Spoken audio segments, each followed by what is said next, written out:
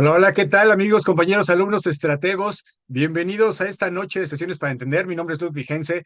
Bienvenidos a todos los que nos acompañan en esta sesión diferida, los que nos acompañan en vivo, los que estamos ahorita presentes. Muchas gracias aquí en estas sesiones para entender, en donde vamos revisando cronológicamente, con estricta análisis cronológico, qué es lo que ha ido pasando en algunos momentos de la historia para poder entender el presente y qué es lo que sucede, ¿no? Entonces, bueno, muy bienvenidos a todos los que les gusta, los que les apasionan estos temas de historia, de relaciones internacionales, de geopolítica, de ciencia política, todos aquellos que queremos entender qué es lo que está pasando en el mundo en la actualidad con estos nuevos temas y estos conflictos que suceden en tiempo real, en este nuevo orden mundial que se está conformando. Bueno, pues aquí estamos para poder dar un poco de luz y entender qué es lo que está sucediendo en este momento. Entonces los invito a que nos sigan por internet, por las redes sociales. Estamos ahí en las redes sociales compartiendo nuestro material. Si no lo has hecho hasta ahora, dale click, dale like, suscríbete a los canales de las diferentes redes sociales para que estés al pendiente de nuestras producciones y puedas estar enterado de lo que sucede en el mundo. Bienvenidos a todos. Vamos a tocar esta ocasión un tema muy importante que ha estado oculto, digamos, no es uno de los principales temas que en el mundo occidental se estén hablando de ellos, ¿no? Y tiene una lógica, ¿no? Los medios de comunicación no promueven ciertos temas porque en algunos casos les resulta inconveniente y en algunos otros casos les resulta incómodo. Y este tema es precisamente lo que está sucediendo en Sudán, en el territorio del país de Sudán, en África. Ha estado sucediendo en estos últimos días y bueno, ya desde hace algunas décadas ha estado sucediendo esta guerra civil o estos conflictos militares dentro del país que no han permitido que haya una conformación, una estructura sólida de gobierno y además que, bueno, hay unos grandes recursos económicos dentro de este país que incluso obligaron a la fractura. ¿Se acuerdan que apenas hace no muchos años se dio esta independencia del Sudán del Sur, que es uno de los países más jóvenes del mundo? Apenas en el año 2012, 2011 se fue conformando esta independencia y bueno, ahora es un país aparte, ¿no? Entonces vamos a atender este tema del conflicto, de la guerra civil que se está pues desarrollando en este momento en Sudán del Sur, en Sudán, mejor dicho, en Sudán, en la parte norte de este territorio, y vamos a entender un poco lo que implica todos estos movimientos, estos actores geopolíticos que están ahí presentes, ¿no? Y que no alcanzamos a entender muy bien. Vamos a analizarlos, vamos a hacerle zoom con las herramientas de escritorio internacional, con la línea de tiempo, que es nuestro tablero internacional, y con los cuadernos nacionales que también nos ayudan a poder entender específicamente qué pasa en cada país. Entonces, sin más, les voy a compartir la pantalla para que podamos revisar por acá. Bueno, aquí nos estamos ubicando en la línea de tiempo. Aquí está la línea de tiempo, la línea de tiempo zoom, ¿no? Acuérdense que esta línea de tiempo le hacemos un zoom todavía más profundo para ir entendiendo, irle dando secuencia a los acontecimientos en el presente. Y pues aquí está, como pueden ver, en la parte de arriba tenemos los meses, el año, estamos en el 2025, la semana 46, que es en este momento la que estamos viviendo. Y bueno, de ahí para atrás el tiempo. Y como saben, en la columna de la izquierda, pues tenemos algunos elementos, ¿no? Donde vamos dándole seguimiento a lo que sucede a nivel internacional, a nivel nacional, a nivel regional, ¿no? Aquí tenemos América. Bueno, nos vamos a detener en los acontecimientos en este momento de América. Vamos a pasarnos de largo. Ustedes le pueden poner like, voy a pasar aquí despacito para que ustedes le puedan dar pausa al video y puedan revisar algunas de las cosas. Obviamente hay algunos temas, aquí está la guerra de Rusia, por ejemplo, que tienen más atención y que tienen más desarrollo, ¿no? De la información. Acá en Medio Oriente tenemos ya este país de Sudán. Bueno, vean el mapa, ¿no? Aquí tenemos un mapa. Este mapa, bueno, acá en este mapa de aquí tenemos la parte de el viejo continente, bueno, el viejo continente que es Europa, y las divisiones que tenemos en escritura internacional para poder analizar estos lugares, ¿no? Acuérdense, bueno, muy rápidamente que Europa lo distinguimos de color rojo, luego hay una etapa, unos países que están aquí entre Rusia y Europa, que es Europa del Este, y bueno, ahí tenemos una cierta característica cultural que son cristianos ortodoxos, judíos también, hay comunidad judía en este lugar de Europa, y bueno, están con este color y se distinguen precisamente de esta otra región, que es el Medio Oriente, ¿no? El Medio Oriente y el Medio Oriente ampliado, que están de color verde. Y este territorio nosotros lo estudiamos aparte porque los elementos culturales son musulmanes, ¿no? Este territorio es de gente, de árabes en algunos casos. Acuérdense que los árabes es un grupo de personas que tienen ciertas costumbres, cultura, economía, pues, y que en algunos casos también profesan la religión musulmana, ¿no? O sea, estos son conceptos distintos, no todos los árabes son musulmanes, el Islam es una religión y aunque profesa, ¿no? La mayoría de las personas aquí profesan el Islam, no todos son musulmanes, ¿no? En ese sentido, pero abunda, ¿no? Abunda en este territorio la religión islámica y por eso es que se ven la vida diferente, ¿no? Tienen un paradigma distinto al resto del mundo y por eso lo tenemos aquí distinguido, ¿no? Aquí obviamente abarca varios continentes de los que nosotros conocemos en la actualidad. Abarca el norte del continente africano, aquí Marruecos, Argelia, Libia, Egipto, ¿no? Aquí está Sudán, que es precisamente el que vamos a estar hablando. Toda la parte de la media luna fértil, lo que es Turquía, bueno, Arabia Saudita, Irak, Israel, Palestina, todo este territorio de conflictivo desde siempre, ¿no? El Yemen, Omán también, bueno, Irán, etcétera, ¿no? Todos los países y también Medio Oriente extendido, que son todos estos países que están ya en el corazón de Asia, Kazajstán, Uzbekistán, Pakistán, Afganistán, todos estos territorios que también en la mayoría de los casos se profesa esta religión islámica y que tienen pues muchos elementos culturales, étnicos además, también que los identifican, se identifican entre ellos, ¿no? Entonces aquí tenemos esta distinción entre África del Norte, que es África de Medio Oriente, y África Negra, ¿no? África Negra es la parte del sur. Acuérdense que en el sur, sobre todo, son personas católicas y animistas, ¿no? Acuérdense que también parte de la colonización europea en su momento, ahorita lo vamos a revisar también, tiene mucho que ver con la forma en la que se desarrollaron o se implementaron las religiones en ese lugar y en ese momento, ¿no? Entonces, bueno, ahí tenemos estas regiones. Por eso es que Sudán, aquí lo estamos encontrando en la línea de tiempo, pues como vecino, ¿no? Como vecino de Israel, como vecino de Palestina, precisamente vean el mapa otra vez, dentro de esta región del norte de África, que además es desértico, la parte del Sahara, del desierto del Sahara. Esta región, muchos de la gente, de la población que vive aquí son seminómadas o nómadas del desierto, ¿no? Entonces tienen una perspectiva de cómo sobrevivir en el desierto muy particular y vean cómo a nivel geográfico, pues está Sudán, está Egipto y después está Israel, ¿no? Es un vecino a nivel geopolítico, a nivel de fronteras, Eritrea, ¿no? Aquí está el Mar Rojo, que es parte de este estrecho que conforma también el Golfo del Edén, de Adén, perdón, en donde se transporta una gran cantidad pues de mercancías desde Asia, desde China, el petróleo, ¿no? Y todos estos derivados cruzan por esta parte de aquí, por Egipto, por el canal de Suez, y se comunican con Europa, ¿no? Con el mar Mediterráneo, etcétera. Entonces, este es un territorio muy, a nivel geopolítico también es muy importante, porque pues aquí colinda, ¿no? Tiene un gran acceso a estas rutas comerciales tan importantes en el mundo. Entonces, vemos aquí ya, está Sudán, bueno, aquí tenemos uno de los últimos mapas, ¿no? Que hemos revisado, en donde pues, se ve esta división interna de los diferentes grupos militares que están controlando el Sudán. Y para poder entender, como decía, nos vamos para atrás, ¿no? Hacemos el recorrido hacia atrás, porque este conflicto, esta guerra civil, vean cómo está de color rojo. Y bueno, paralelamente estamos viendo también el conflicto que ha habido en Palestina e Israel, ¿no? Pues como decíamos, es país vecino. Y entonces aquí en la línea de tiempo pues, estamos viendo cómo se ha ido gestando.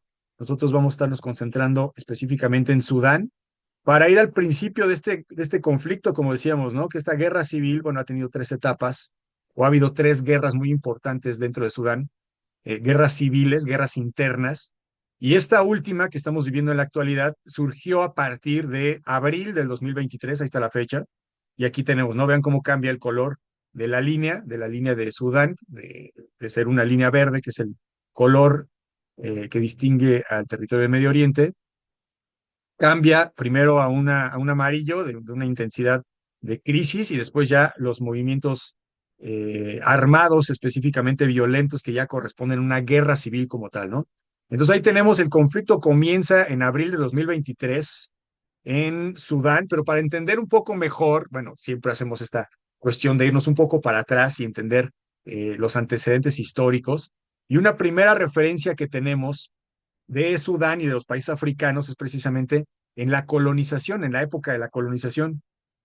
Aquí está el tomo uno de Historia Exponencial, que es, bueno, nuestra columna vertebral que utilizamos para poder entender todos estos temas, ¿no? Y bueno, nos ubicamos en el siglo XIX, 1800, en la época de la colonización europea y, bueno, específicamente de Reino Unido y de Francia, en menor medida de Portugal, un poco más adelante de Italia y también de Alemania, en esta época en la que había una competencia, una franca competencia, ¿no? Realmente no tiene tanto tiempo.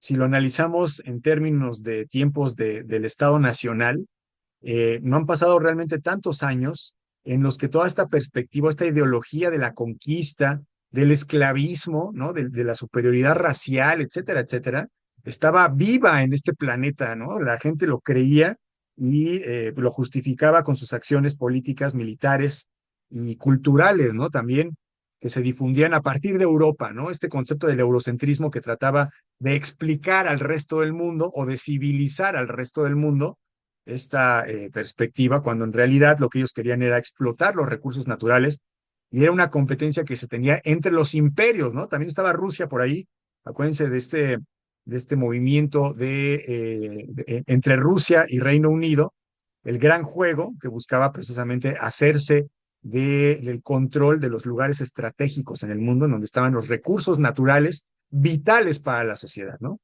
Siempre ha sido, en este sentido, una búsqueda de la supervivencia en este juego geopolítico para poder tener este control en el mundo entero, ¿no? Entonces ahí tenemos a la Gran Bretaña en este momento buscando cómo apoderarse de estos territorios. Acuérdense que pues había estado bloqueada la parte interior del continente, de la Tierra, ¿no? Es decir, con las guerras, las guerras santas que habían estado sucediendo, las cruzadas que habían estado sucediendo entre entre estos dos mundos, entre Europa y Medio Oriente, y los europeos no podían cruzar por donde estaban estas guerras, desarrollándose estas guerras en Jerusalén, en Palestina, en Siria, en todo este territorio cruce, ¿no? Limítrofe entre el mundo de Medio Oriente y Europa. Y entonces los europeos buscaban, como saben, ¿no? Rodear la parte de África y encontrar otras rutas comerciales para poder seguir comerciando precisamente con el lejano Oriente. Y así es como comienza bueno, la exploración, las exploraciones empezaron mucho antes, ¿no? Con los descubrimientos navales y los descubrimientos astrológicos y astronómicos que se fueron desarrollando en la época de la modernidad, ¿no? Cuando se desarrolló la ciencia, y entonces se pudieron hacer viajes más largos, y entonces se fueron descubriendo lugares en África, ¿no? Fueron ahí recorriendo toda la costa africana hacia el sur, aquí está en el mapa, ¿no? Y fueron teniendo algunos puntos en donde iban llegando estos diferentes imperios, iban poniendo ahí sus avanzadas y entonces colonizaban, ¿no? Ese territorio y empezaban a explotarlo, y no nada más a nivel material, ¿no? Sino también a nivel de personas. Empezaban, como saben, a secuestrarlos y a utilizarlos como esclavos, ¿no? Que también era parte del negocio. Y bueno, ahí está una primera cronología, un acercamiento, como decíamos, de la colonización europea en África. Ahí vemos los países que fueron colonizando algunos territorios. Y bueno, aquí tenemos, ¿no? 1898, Reino Unido va a llegar a la parte que ahora conocemos como Sudán, obviamente de forma bélica. Aquí está el cuaderno nacional de Sudán. Vamos a revisar también, vamos cronológicamente aquí está la fecha, ¿no? 1800, bueno, un poquito antes, 1821. Este territorio que como vimos, ¿no? Está pegado, es limítrofe con Egipto. Bueno, Egipto ha tenido siempre mucha injerencia en este territorio y también el Imperio Otomano, el Imperio Turco Otomano, que en esta época, en 1821, pues todavía tenía un gran poder, bueno, tenía un gran poder en decadencia, ¿no? Ya se le conocía como el viejo enfermo de Europa, y ya veíamos cómo empieza Turquía a perder influencia y a perder poder en este territorio. Poco a poco, los diferentes territorios que Turquía había colonizado al interior, miren, aquí está, por ejemplo, un mapa, el mapa de en 1862, bueno, aproximadamente aquí estamos, ¿no? Las fechas. Turquía ya estaba permitiendo que se independizaran algunos de los principados que durante mucho tiempo habían estado bajo su poder, ¿no? Ahí está Moldavia, Valaquia, que se unieron y van a formar lo que ahora conocemos como Rumanía. Y poco a poco, ¿no? Este es un ejemplo. En 1876, ya el emperador turco Abdul Hamid II, esta dinastía ya, como decíamos, ya estaba en franca decadencia y ya los imperios vecinos ya no le tenían tanto temor para enfrentar guerras, ¿no? En este caso, los rusos, por ejemplo, dentro de esta lógica geopolítica de buscar recursos y de apoderarse de los recursos, bueno, va a buscar también la salida al Mediterráneo. Ya hemos platicado muchas veces que los puertos rusos son complicados, ¿no? Porque se congelan, están muy al norte, y entonces Rusia no tiene acceso al mar todo el tiempo como quisiera, y busca constantemente desde esta época, desde antes, busca este control, estas salidas al mar que le permitan, pues, movilidad, ¿no?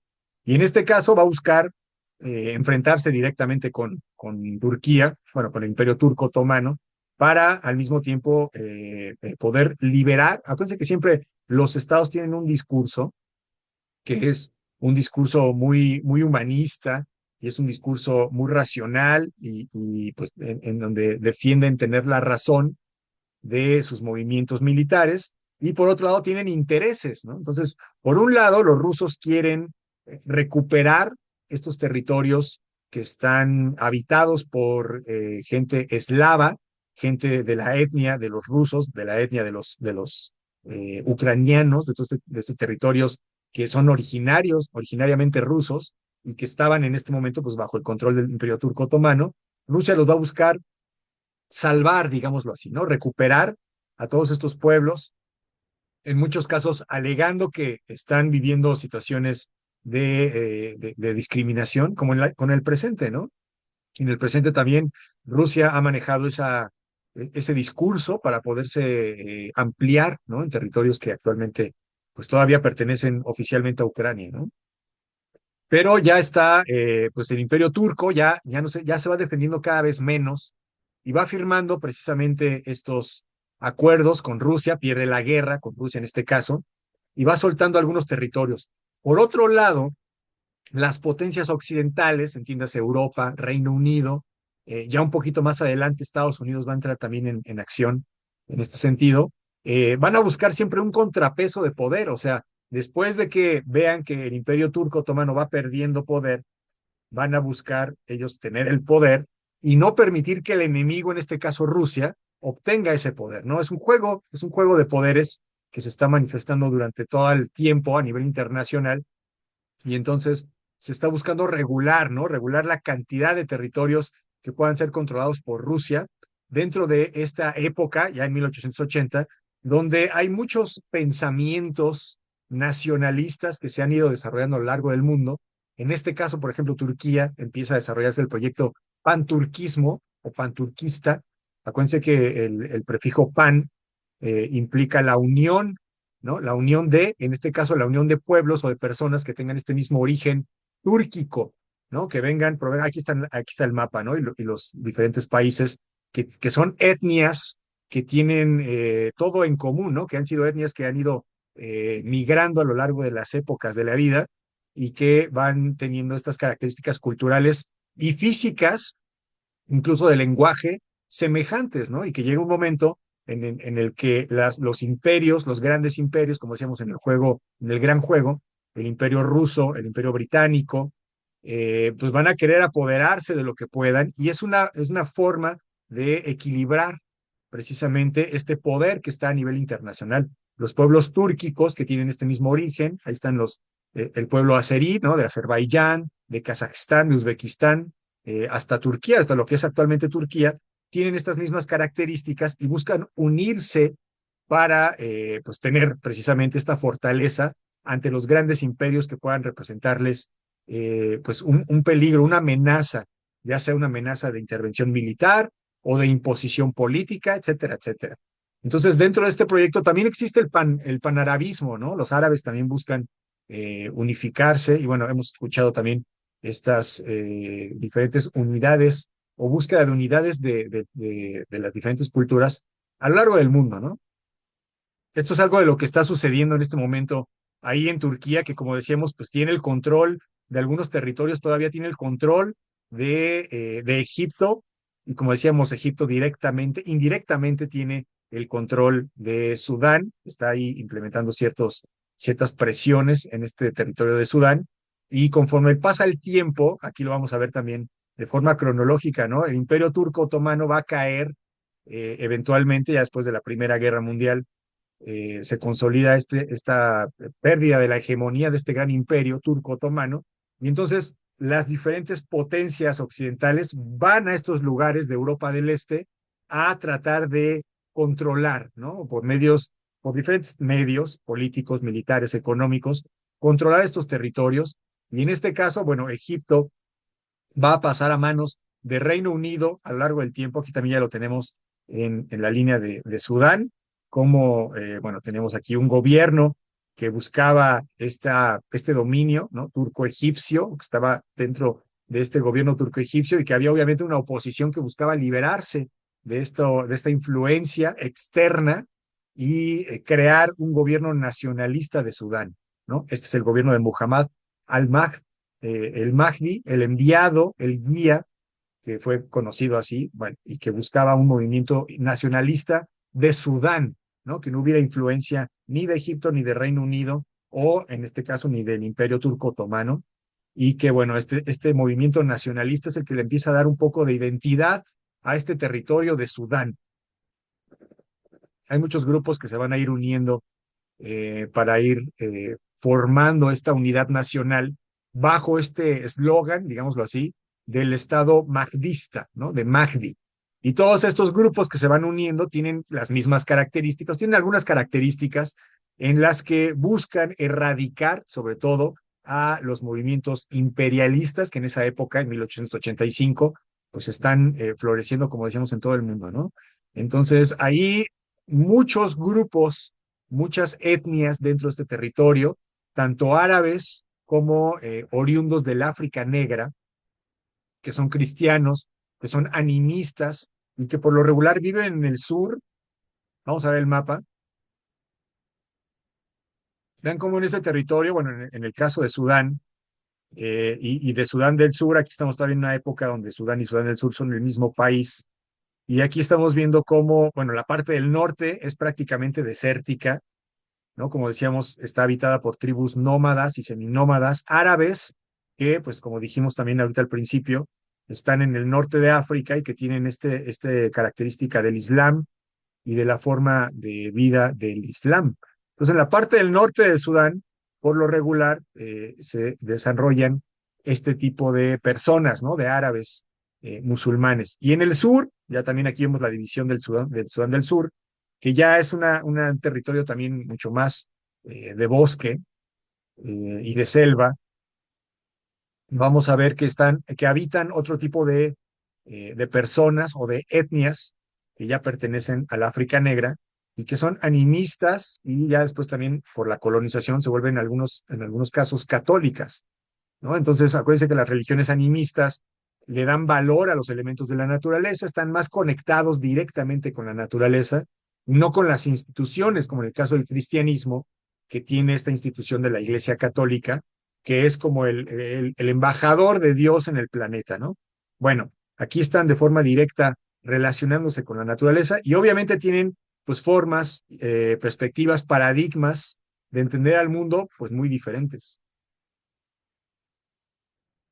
Aquí también ya por estos años vemos cómo se dio esta infame conferencia de Berlín, si se acuerdan, la conferencia de Berlín, que sirvió para, una vez que ya se unificó el territorio de lo que actualmente es Italia y el territorio de lo que es actualmente Alemania, estos países buscaban quedarse con algunos pedazos de territorio también en África y en Asia, de los que Francia y Reino Unido ya se les habían adelantado. Entonces, para evitar entrar en conflicto entre los mismos europeos, se organizan en esta conferencia, duró 2 años, esta serie de conferencias en las que se fueron repartiendo los territorios de África.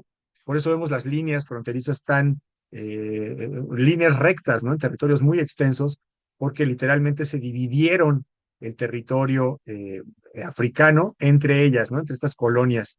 Y bueno, aquí en este caso, a Reino Unido le fue tocando colonizar estos territorios. Aquí ya tenemos la fecha, ¿no? 1898, y veíamos acá está la colonización por parte de Reino Unido. Después de la batalla de Omdurman, el Reino Unido pues se quedó con ese territorio, que igualmente no fue una colonia directa, ¿no? Fue un condominio, es decir, Reino Unido llegó, tomó el poder y se lo delegó en este caso, a Egipto, ¿no? Egipto era quien finalmente estaba directamente controlando este territorio, así como en esta foto que vemos acá, esta de aquí de Historia Exponencial, en donde, bueno, aquí vemos al británico y aquí a una persona del ejército británico y a gente de color blanca, ¿no? Colonizadores que están sometiendo a un pueblo, no directamente, sino a través del gobernador. Aquí tenemos al gobernador ya con una corona de rey. Reino Unido lo está reconociendo como el gobernador, pero le está diciendo qué decir, qué hacer y de qué manera explotar al pueblo, ¿no? Que es la forma en la que Reino Unido y Francia y estos países europeos habían conseguido la colonización en este momento, ¿no? Buscaban alguna de las tribus que vieran que fuera más fuerte o que vieran que tenía elementos que pudieran mantener el poder, la estabilidad militar, y a ellos es a quienes favorecían con armas y con diferentes elementos para que pudieran someter al mismo tiempo a las otras tribus y a los otros pueblos y pudieran establecer una especie de orden, ¿no? Esa era la forma de actuar de los británicos, de los colonizadores. Y bueno, en este momento de la colonia británica, buscaron beneficiar a estas tribus que tuvieran mayor control sobre otras, y se fue desarrollando una de los fenómenos en Sudán que precisamente va a marcar el origen de los conflictos hasta el presente, porque los británicos van a favorecer a la gente del norte de Sudán, a la gente que son más bien árabes musulmanes y que en muchos casos son incluso hasta fundamentalistas, ¿no? Que son los que establecen la ley islámica, la Sharia, de forma muy estricta, ¿no? Acuérdense que los musulmanes pues tienen su libro sagrado que es el Corán, y ese libro sagrado les sirve también como una especie de constitución, ¿no? A partir de ese libro es que se desarrollan las leyes, ¿no? Las interpretan algunos expertos en leyes, en jurisdicción islámica, pero finalmente de ahí vienen las leyes, ¿no? No es una construcción, digamos, hecha por el ser humano, porque acuérdense que el Corán, bueno, según la tradición, pues fue dictado al profeta Mahoma directamente, ¿no? Alá le dictó el Corán, y entonces es palabra divina. Entonces por eso es que los países musulmanes, la gente islámica que cree en el Islam, pues toma este texto de forma muy, muy valiosa, ¿no? Para poder explicarse la vida, las conductas, etcétera. Y entonces van a mantener este orden islámico en la parte norte y no van a beneficiar a la gente del sur, a la gente animista, ¿no? A esta gente de estas tribus que pues eran tribus, digamos, pequeñas, también eran en algunos casos sedentarias y que, bueno, siempre habían tenido a nivel histórico conflicto con estos grupos seminómadas del norte, ¿no? Los grupos seminómadas pues van, como lo dice su nombre, son seminómadas, se mueven, se desplazan a lo largo del tiempo en el desierto y habitan algunos lugares por algún tiempo y luego se van y luego habitan otros y luego ya regresan. Y estas tribus del sur, bueno, en algunos casos se quedan establecidas ahí de forma permanente, y cuando llega los árabes musulmanes del norte en sus travesías, tienen conflictos por los lugares de riego, por los lugares donde hay ríos, donde se pueden establecer y empiezan a hacer casas y empiezan a habitar estas otras tribus, ¿no? Tienen este conflicto ancestral Y ahora que se han visto beneficiadas las tribus del norte con armas y con, digamos, el favor de Occidente, pues pueden empezar a ejercer una presión mucho más directa y pueden incluso intentar erradicar, ¿no?, a toda una población para pues lograr su control, ¿no? Ahí queda marcado este país de Sudán entre, bueno, en lo que vamos a ver después, cómo se divide entre Sudán del Norte y Sudán del Sur, precisamente con estas diferencias, ¿no?, tan importantes. Los movimientos mahdistas, aquí está en la ficha ya para 1900, estos movimientos de nacionalismo y de unidad nacional van a buscar enfrentar, como decíamos, originalmente a estos gobiernos que están vinculados directamente con Egipto y con Reino Unido, que son, como decíamos, condominios que están sometiendo a todo el país y a toda la gente oriunda del territorio de Sudán, ¿no? Y ahí van a estar en esta inconformidad a lo largo del tiempo, en el periodo, bueno, como decíamos, ¿no? Aquí está ya a principios del siglo. Aquí tenemos la referencia de la Primera Guerra Mundial, acuérdense, 1914, termina en 1919. Y para esta época, acuérdense que ya después de la Segunda Guerra se dividió, ya se fragmentó totalmente el Imperio Otomano, y entonces ahora estos imperios británico y francés van a empezar a tomar la posesión de lo que antes era el Imperio Turco Otomano, y bueno, van a buscar la manera de controlarlo de la mejor manera, ¿no? Y como decíamos, pues los británicos dividen Sudán en colonias separadas entre el norte y el sur, que también ha sido una estrategia que ha hecho a lo largo del tiempo y de la historia Occidente, decía Maquiavelo, divide y vencerás, ¿no? Lo que busca también de alguna manera Occidente a lo largo de la historia es fragmentar la mayor cantidad de territorios que pueda para conseguir que no haya una gran unidad fuerte que le pueda representar en algún momento algún peligro, ¿no? Alguna enemistad. Ha habido a lo largo de la historia muchos proyectos de crear grandes naciones, el proyecto de la Gran Colombia, de la Gran Siria, ¿no? Que son estos países que buscan crear esta unidad entre sus diferentes vecinos para enfrentar directamente a los imperios, ¿no? Al imperio británico, al imperio francés, al imperio estadounidense, y que precisamente Occidente, ¿no? Francia, estos imperios, van a buscar romper, fracturar desde el principio, fracturar al mundo musulmán, fracturar el mundo de América Latina, para impedir que, como decía, ¿no?, en algún momento puedan estos grandes imperios o estos proyectos de grandes naciones representar un peligro para ellos, ¿no? Y de esa manera, pues van dividiendo en todos lados, ¿no? En todos lados donde van conquistando, y sobre todo en este caso, en países de África, van a ir dividiendo al territorio, como decíamos, como siempre lo han hecho, lo hicieron también en Ruanda, ¿se acuerdan también? Ahorita me acordé de este ejemplo.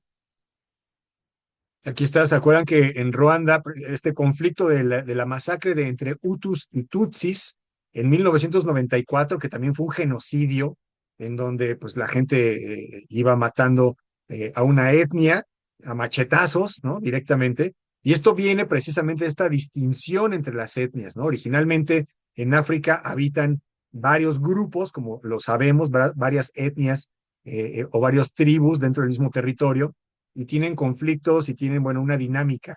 Y cuando llega la conquista de Europa, en este caso, por ejemplo, aquí veíamos, ¿no?, cómo Alemania había controlado el territorio de Ruanda durante mucho tiempo, y después le va a entregar el territorio a los belgas, ¿no?, a la gente de Bélgica. Van a tener este control del territorio, y como decía, no lo van a controlar directamente, sino que van a delegar el poder alguna de las tribus internas que pueda someter a las otras. Y en el caso específicamente de los Hutus y de los Tutsis en Ruanda, vemos aquí cómo no coincide específicamente. La mayoría de las personas eran Hutus y la minoría eran Tutsis, 14% de la población contra el 84% de la población, pero los belgas decidieron favorecer a la minoría únicamente por los rasgos físicos. ¿No? Los rasgos físicos, vean, aquí le voy a hacer zoom para que puedan ver cómo vemos aquí que esta persona tiene pues la nariz un poco más ancha, ¿no? La cara, los pómulos más anchos, más marcados, y aquí de este lado, pues los que son la minoría, que fueron los favorecidos, como tienen la cara mucho más afilada, los tutsis, que recibieron esta delegación del poder por parte de los belgas y que fueron la élite que estuvo dominando durante todo el tiempo que de forma indirecta Europa todavía tuvo control de las colonias, y entonces esto provocó que los Tutsis obligaran de alguna manera a la secta de los Hutus, bueno, no es una secta, al grupo de los Hutus, a hacer algunos trabajos que no querían, ¿no? Algunos trabajos indeseables, y esto fue generando rencores, ¿no? A lo largo del tiempo, y bueno, después, como ya lo hemos visto, no nada más en este ejemplo, también se producen, bueno, grandes tragedias, ¿no? En el caso de Sudán sucedió, como decíamos, lo mismo, ¿no? Aquí tenemos la diferencia entre el norte musulmán árabe y el sur cristiano, que también es animista y que fue marginado también con la construcción de infraestructura. En el norte se construye infraestructura de todo tipo, ¿no? Y también se desarrollan algunos programas que van apoyando a la gente a desarrollar, pues, algunas instituciones, pero en el ámbito de los musulmanes, ¿no? Del Islam, de la Sharia. Y esto es algo que obviamente tampoco quieren la gente del sur, quieren que se les reconozca su propia identidad religiosa, y esto crea un conflicto que se va a ir acentuando a lo largo del tiempo. Bueno, aquí está ya la Segunda Guerra Mundial, 1939, y la culminación, bueno, durante este periodo se van creando algunos partidos políticos. Ya, acuérdense que en este siglo, bueno, en este siglo pasado, se fue buscando la institucionalidad, y sobre todo después de la Segunda Guerra Mundial, el mundo, el mundo le reclamaba a estas grandes potencias europeas la libertad, la independencia de los países que habían colonizado, ¿no? Ya hemos platicado aquí acerca de que incluso precisamente en la Segunda Guerra Mundial, algunos de los países, Francia, Reino Unido, bueno, Winston Churchill había solicitado la ayuda de algunos de estos soldados dentro de estos territorios, en territorio específicamente de Sudán y de algunas otras de sus colonias, de Nigeria, en Sudáfrica, que apoyaran la causa de la Segunda Guerra Mundial en contra del nazismo a cambio de conseguir sus libertades, ¿no? Y sus independencias.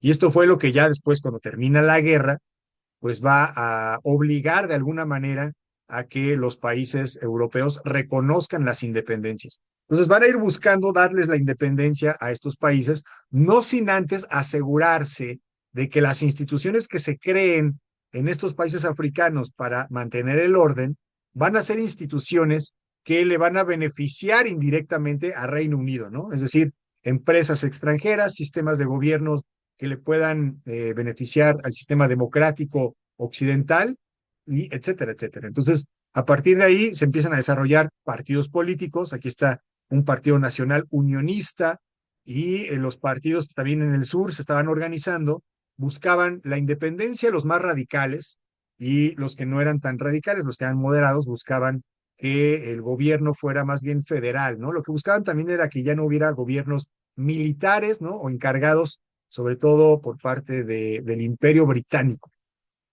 Esta independencia es lo que van a estar buscando en esta época, y se va a estar tratando de equilibrar esta situación mientras Reino Unido les otorga finalmente la independencia, ¿no? Se van haciendo algunos tratados, y a pesar de que las condiciones de vida en el país pues no son las mejores, se van a ir encaminando precisamente a esta independencia. Dentro de Sudán se organizan huelgas, se organizan protestas, y ya existen movimientos importantes, movimientos insurgentes importantes, que se rebelan porque no quieren mantenerse dentro del régimen político que está vinculado con Egipto y con Reino Unido. Entonces ya hay una ruptura dentro de estas huestes, ¿no? Que ya tienen armas, que ya son gente que tiene armas y que puede, pues, finalmente delimitar un territorio y considerarlo suyo, y crear una guerrilla independentista. Y entonces empieza a haber movimientos militares de importancia dentro de Sudán que no quieren reconocer a esta consolidación del gobierno que ya viene, ¿no? Que ya viene la independencia, y antes de que sean libres, bueno, no se están poniendo todavía de acuerdo quién es quien va a gobernar. Entonces, en 1955, en agosto, va a comenzar esta primera guerra civil sudanesa. El gobierno de los árabes, bueno, el gobierno del norte, este gobierno sudanés que se había diferenciado por ser un gobierno musulmán. Bueno, pues le había prometido al sur ayudarlo con situaciones de desarrollo, como decíamos, ¿no? De infraestructura y etcétera, etcétera, cosa que no había incumplido y esto provoca esta organización de estos grupos militares que, como decíamos, pues generan esta primera guerra. Todavía no están bien organizados. En este momento todavía son un grupo pequeño, son varias facciones, no es nada más una oposición, son muchas oposiciones que no están de acuerdo con esta forma de gobierno musulmana y ya se están peleando al interior, ¿no? Poco a poco se va a ir consolidando esta guerra, pero ahí ya comienza, ¿no? Ya podemos decir que a partir de 1955 comienza la primera guerra civil en Sudán y un año después, ya una vez que se constituyó un parlamento sudanés, muy al estilo occidental, muy al estilo democrático, ¿no? Buscando la democracia, se va a otorgar precisamente en 1956, un poco antes que todas las demás, que la mayoría de los países africanos que les fue otorgada su libertad, se les otorga la libertad, finalmente la independencia, ¿no? El reconocimiento oficial de la independencia a este parlamento sudanés y Reino Unido en teoría pues se va a retirar, ¿no? Este país que ya se han encontrado en algunos casos que existe petróleo, existe oro, ¿no? Ahí pues dentro del conflicto pues no ha habido espacio para poder hacer este tipo de investigaciones, pero ya en algunos puntos ya se está extrayendo las minas importantes de oro y algunos pozos, sobre todo los pozos petroleros y de gas natural en el sur de Sudán, se están explotando y bueno, quien los está explotando precisamente pues es el gobierno que mantiene este control islámico, como decíamos, ¿no? Que establece la Sharia de forma absoluta y que mantiene el control desigual con respecto al sur. Aquí en la línea vemos cómo Sudán fue uno de los primeros países que logró su independencia en África. Bueno, también Túnez, digamos, pero era Túnez y Marruecos también, aquí está, ¿no? En la columna de 1956, en el mismo año eran países dominados en ese caso, por Francia, y aquí está cómo Egipto y Sudán pues van a lograr también a partir de este año, de estos años, irse independizando, ¿no? Crear estas naciones. Y decía que de forma masiva con respecto a los demás países de África, porque ya en 1960, bueno, aquí tenemos 1960 también otras independencias, Mauritania, por ejemplo, más adelante el de Argelia, pero acuérdense que estos países son de Medio Oriente. Vamos a bajar a donde está África.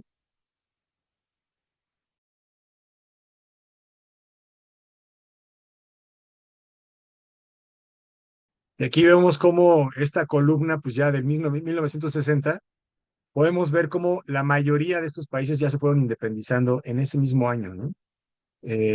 Con excepción de algunos otros, como aquí vemos en Guinea, en Ghana, pero todos los demás, Cabo Verde, Senegal, Costa de Marfil, Malí, Burkina Faso, bueno, etcétera, etcétera, ¿no? Aquí está la línea, la columna. Varios países de África se fueron independizando en esta época, precisamente por presión internacional y justo después, como decíamos, de la Segunda Guerra Mundial, ya en vísperas de mantener un control indirecto en esta zona. Mientras se están independizando estos países en el resto de África, Sudán del Sur, ya lo que está, bueno, Sudán y Sudán del Sur, que bueno, en este momento son un mismo país, están buscando consolidar un gobierno democrático, ¿no? Lo que se busca es pasar de este control militar cuando hay desorden en un país, cuando no hay reconocimiento de las instituciones por parte del pueblo, etcétera, etcétera. La forma de dominar a la gente, pues es por medio de dictaduras militares. Pero esto no es el ideal, ¿no? El ideal occidental es establecer democracias en las que la gente de forma libre pueda tener acceso a elegir a sus gobernantes y a participar en sus procesos políticos.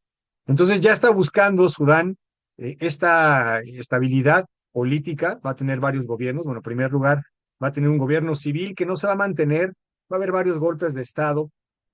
Antes de 1960, aquí está la independencia, las independencias masivas, y van a conformar, algunos de estos grupos se van a ir consolidando, porque acuérdense que paralelamente la guerra civil se mantiene en Sudán y grupos militares se van a ir uniendo cada vez de una forma más organizada, hasta que en 1963 Aquí está, van a conformar este grupo militar rebelde, este ejército de sudaneses, conocido como Ania, que van a mantener esta ideología de la independencia radical del sur, del territorio del sur, y que van a estar conformadas por un gran número de etnias o de grupos sociales, ¿no? Aquí están los Dinka, los Nuer, los Bari, los Madi, ahí hay varios más que van a ser oriundos de esta África negra, que va a estar en contra del gobierno árabe islámico, ¿no? Entonces ya estos guerrilleros van a empezar a tener cada vez más estructura, van a consolidar la guerra civil, porque antes, como decía, pues hay algunos ataques, pero ahora ya tienen un ejército que se está profesionalizando y que puede obligar al cambio político real, ¿no? Cosa que consiguen un año después, las protestas también de la población y los movimientos militares van a obligar al gobierno militar en 1994 a dimitir y a establecer un consejo soberano, como decía, ¿no? Lo que se busca es cambiar la estructura del gobierno, de ser un gobierno militar a un gobierno más bien civil. Y entonces, en este proceso, pues en lo que están todos de acuerdo es en elegir un consejo soberano de transición, ¿no? Hasta el momento en el que se puedan celebrar elecciones presidenciales y llamar a una, como decíamos, ¿no? Una elección democrática. Acuérdense que una cosa muy importante en la década de los 60 va a ser la propagación de estos, como decía hace rato, ¿no? Estos movimientos panarabistas, panislamistas, panamericanistas, ¿no? De unidad que van a buscar enfrentar estos grandes países, o en este caso ya después de la Segunda Guerra Mundial, después de 1945, Estados Unidos como esta gran potencia occidental que pues va a ser también un gran imperio que va a buscar tener control económico, sobre todo, en la mayoría de los países, ¿no? Ya vemos cómo después de la guerra, Estados Unidos, después de la Segunda Guerra Mundial, Estados Unidos va a establecer bases militares en prácticamente todo el mundo, tratando precisamente de equilibrar el poder con respecto al socialismo. Acuérdense que también la Guerra Fría es parte del marco histórico fundamental para entender qué es lo que pasaba en la dinámica del mundo de esta época. En esta época, lo que buscaban los países conocidos como países del tercer mundo, que no eran ni del primer mundo ni del segundo mundo era la URSS o el mundo socialista, el primer mundo era el mundo capitalista occidental, el American Way of Life, ¿no? Y el tercer mundo era un mundo que no estaba ni entre estos dos, era un mundo en construcción, y estos países del tercer mundo, bueno, se van a ir uniendo en diferentes asambleas, en diferentes foros, en los foros de los países no alineados, que quiere decir que no estaban alineados ni con la URSS ni con Estados Unidos, y entonces van a tener ciertos acercamientos, ¿no? Hay muchos foros en los que van a participar.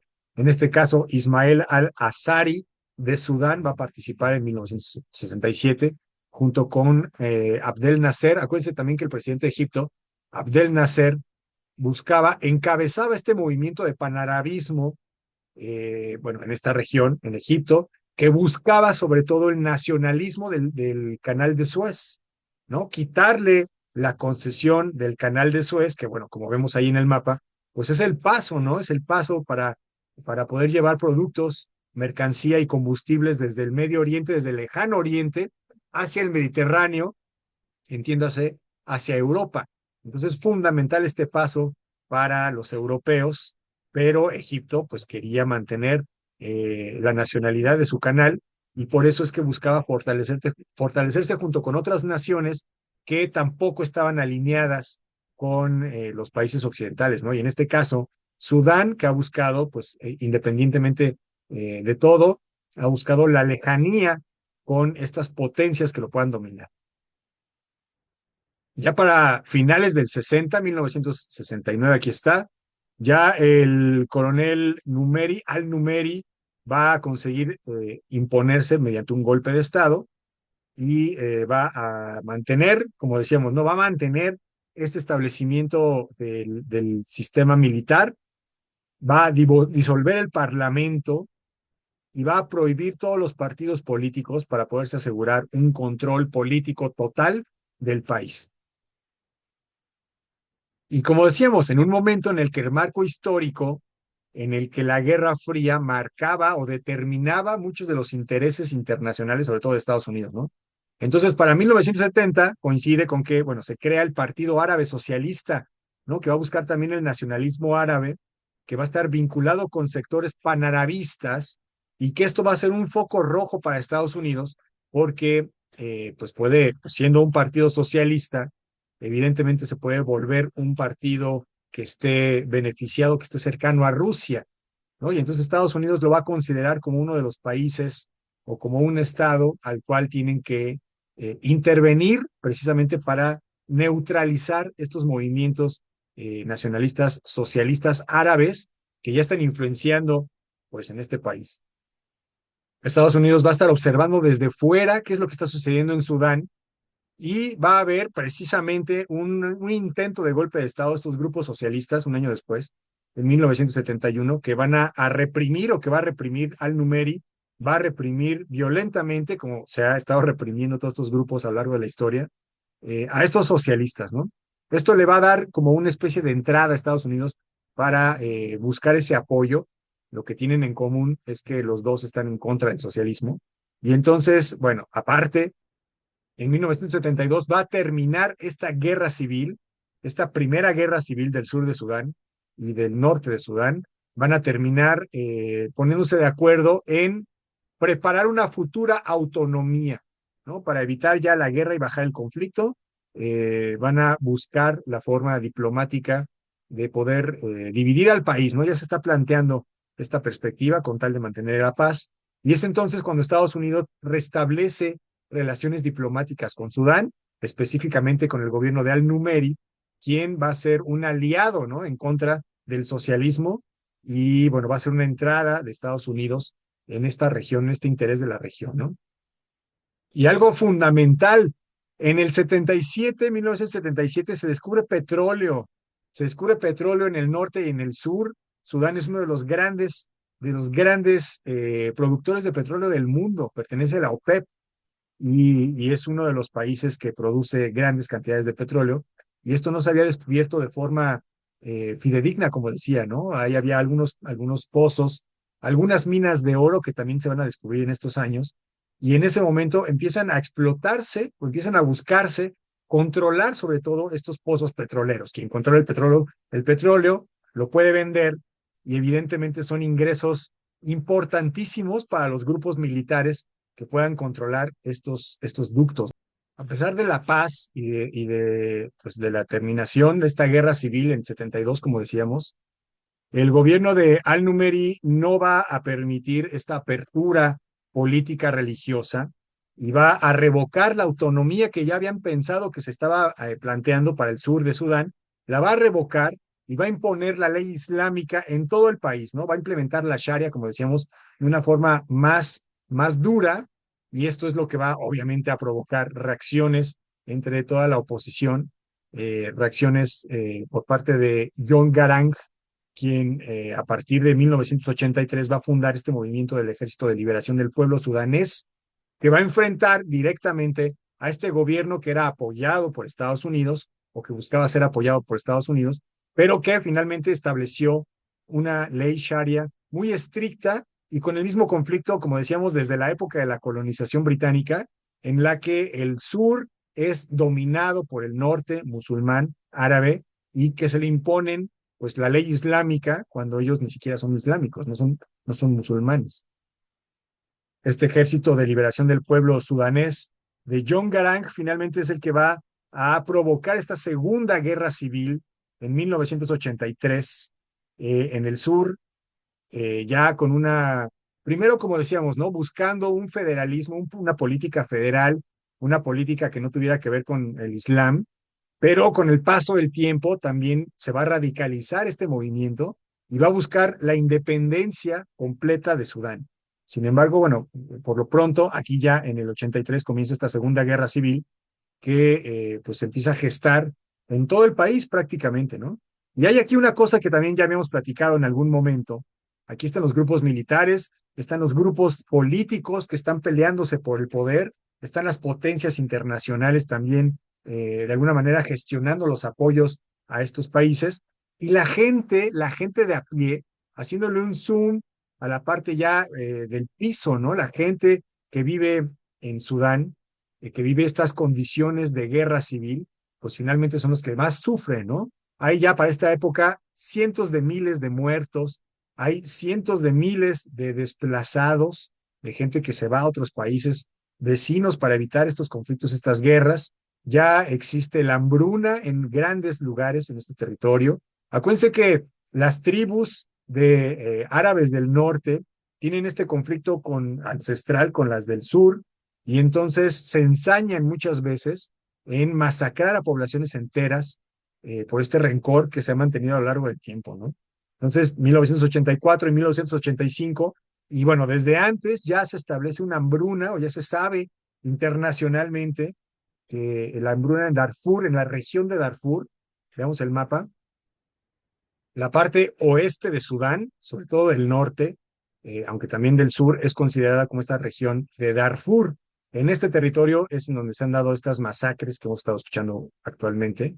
Y bueno, desde 1984 y 85 se sufre de esta hambruna crónica, ¿no? Por este movimiento de guerra civil que no logra establecer un gobierno fijo en este territorio, ¿no? Y además, bueno, además, ¿no? En esta época ya el Fondo Monetario Internacional, acuérdense que el sistema, pues, occidental busca, como decía, ¿no? El establecimiento de una política democrática, liberal, de libre mercado. Eso es muy importante porque el libre mercado es la base del sistema capitalista, que es lo que le ha dado la riqueza a Occidente, ¿no? La riqueza, en algunos casos, tomada o robada de parte de muchos de los países africanos que fueron sometidos al esclavismo y que fueron sometidos a la extracción de los recursos naturales, también en América, ¿no?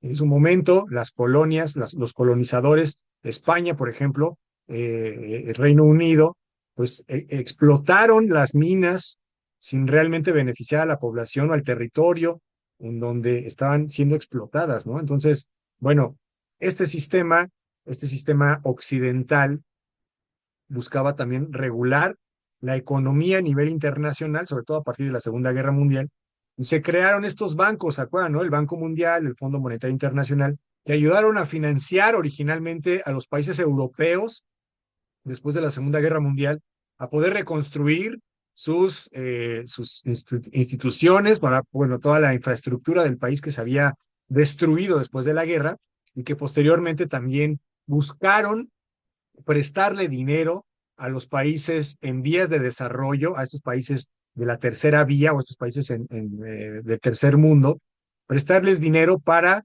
entre comillas, ayudarlos a que se civilizaran, a que se industrializaran y a que entraran rápidamente a la modernidad, ¿no? A este concepto de la modernidad. Y entonces el Fondo Monetario Internacional, como banco, pues presta dinero como a un privado. Un banco le puede pedir, una persona le puede pedir un préstamo a un banco y a nivel internacional también los países pueden solicitar préstamos a los bancos, ¿no? En este caso al Fondo Monetario, siempre y cuando los países puedan garantizar el pago, ¿no? Y para garantizar el pago muchas veces se establecen ciertos requisitos. El Fondo Monetario Internacional pues va a cobrar su pago y sus regalías de este préstamo mediante la modificación en algunos casos de las políticas que le garanticen pues el pago, ¿no? En algunos casos, por ejemplo, el Fondo Monetario propone que se jubilan ya más tarde en la vida y entonces ese dinero que va quedando extra va a ir para pagar las deudas, ¿no? O luego se cancelan algunos programas sociales para que ese dinero vaya a pagar la deuda del Fondo Monetario Internacional. Y entonces, en este caso, ya el Fondo Monetario va a estar sugiriendo a Sudán para que sea un sujeto de préstamo, para que le pueda prestar. Desde ahora tiene que ir modificando alguna parte de su economía para garantizar el pago. Y en este caso, sugiere la subida de algunos precios para poder estabilizar la economía, cosa que a nivel macroeconómico, pues según el Fondo Monetario Internacional, puede ser muy útil. Sin embargo, como decía, ¿no? La población de a pie, pues lo siente, lo resiente directamente en el bolsillo. Y entonces, después de estas primeras modificaciones de los precios a petición del Fondo Monetario Internacional, la gente del pueblo va a empezar a rebelarse, va a empezar a volver a estar inquieta. Bueno, en realidad una cosa era la guerra civil que se estaba jugando, o que se estaba peleando de forma paralela, y por otro lado la población que pues sufre todas estas características, todas estas condiciones del país, ¿no?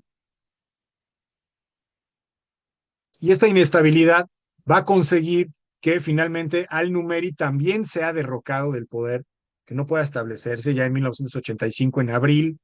Finalmente va a caer y va a suceder por otro general que va a mantener el poder ahí durante un tiempo hasta que se desarrollen las elecciones presidenciales, ¿no?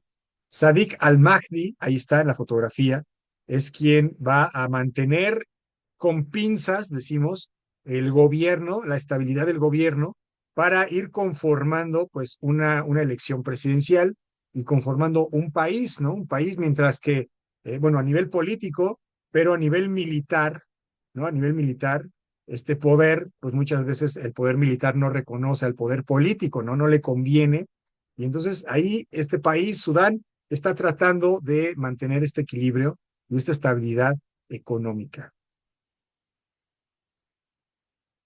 En este periodo, pues como decíamos, ¿no? Muy inestable, muy agarrado de pincitas, se va a buscar esta estabilidad económica y finalmente no lo van a conseguir. 1989, este golpe de Estado, muy importante para Sudán, porque en este golpe de Estado se establece como el líder de este grupo militar Omar Hassan al-Bashir, ¿no? Hassan al-Bashir se va a mantener en el poder durante muchísimos años, varias décadas en el poder. Desde 1989 va a estar al frente de su frente islámico, este frente islámico que va a tener un gran poder militar y que va a perpetuar este sistema islámico precisamente con la Sharia por delante, la ley islámica que va a difundir en todo Sudán y va a mantener también esta guerra con los diferentes etnias del sur de Sudán que buscan la independencia, ¿no? En un principio al-Bashir va a buscar la reunificación o la eliminación de todas las oposiciones que buscan esta independencia y que buscan el cambio de régimen islámico a un régimen democrático. Va a defender la ley islámica y la islamización radical, como decía, incluso a pesar de los pueblos cristianos del sur.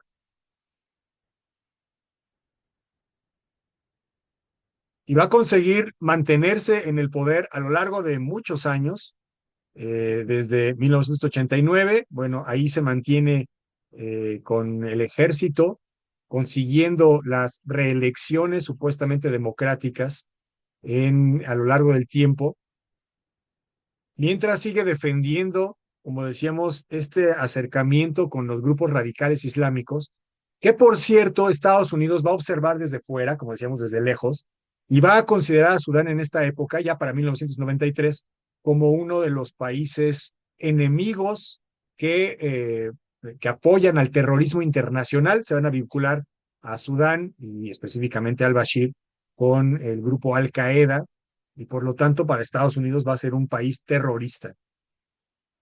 Al-Bashir se logró quedar en el gobierno durante varios años, como decíamos, y ya para 1997, vean esto es muy importante, ¿no? Aquí están definiendo el gobierno a nivel internacional, bueno, vean la fecha, 1993, apenas hace 2 años, o hacía 2 años, en 1991, cayó el régimen socialista, ¿se acuerdan?